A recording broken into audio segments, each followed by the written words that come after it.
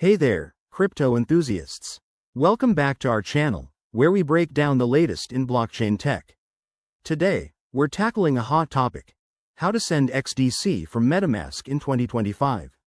XDC, the native token of the XDC network, is gaining traction for its fast and efficient transactions. If you're new to this or just need a quick refresher, you're in the right place.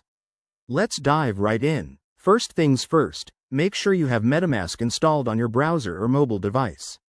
It's the go-to wallet for handling multiple networks like XDC. Open up Metamask and ensure you're connected to the XDC network. If it's not showing up, don't worry, head to the network settings and add it manually.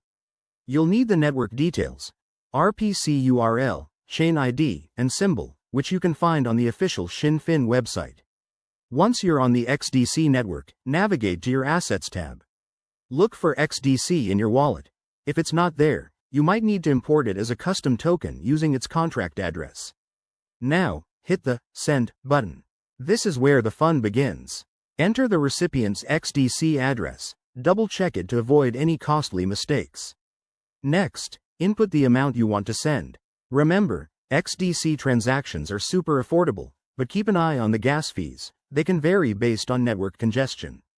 Before you confirm, review everything: the address, amount, and fees. Once you're good, hit send and wait for the confirmation. You'll get a notification once it's done. Easy as that. In 2025, with improved blockchain tech, these transfers are faster than ever. A quick tip: always use hardware wallets for larger amounts to stay secure, and never share your private keys.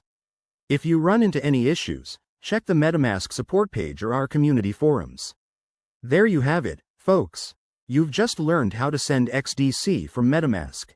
If this helped you out, smash that like button, subscribe for more tutorials, and drop a comment below if you have questions. Thanks for watching, and let's keep building that crypto knowledge. See you in the next video.